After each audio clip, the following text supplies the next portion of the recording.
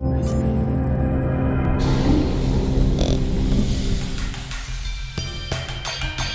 va faire bientôt 20 ans qu'officiellement, je fais des photos pour le travail.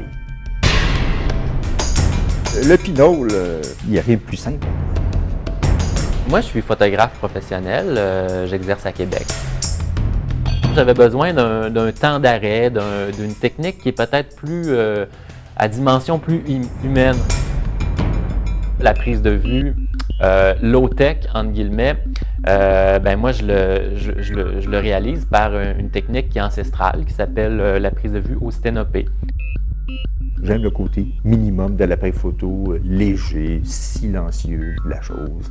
Il n'y a aucun obturateur, il n'y a rien du tout. C'est un petit trou, une boîte noire, tout simplement. C'est la boîte noire avec la pellicule à l'intérieur.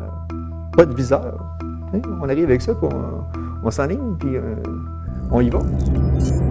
C'est un principe physico-optique qui est connu, qui a même été décrit depuis Léonard de Vinci, à savoir que la lumière va être projetée dans le fond simplement par l'entremise du très petit trou.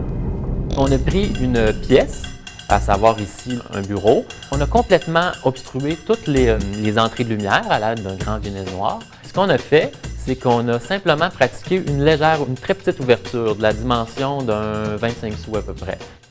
Au stade actuel, toute la pièce est devenue une caméra obscura en tant que telle. En utilisant un écran comme ça blanc, on est en mesure de voir une partie de la projection, même si la projection se fait dans toute la pièce. L'image est inversée puisque les rayons circulent en ligne droite comme ça, alors ça part du trou qu'on a pratiqué, ça va jusqu'en bas. L'an passé, je suis allé en Gaspésie.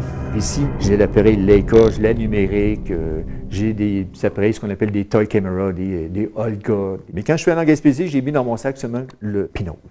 J'ai été parti 5 jours, je crois avoir pris 3 bobines de film de 12 poses. Et je ne me suis pas posé de question quand j'arrivais sur le bord de la baie des Chaleurs, qu'est-ce que je faisais en photo, là. C'était le Pinole.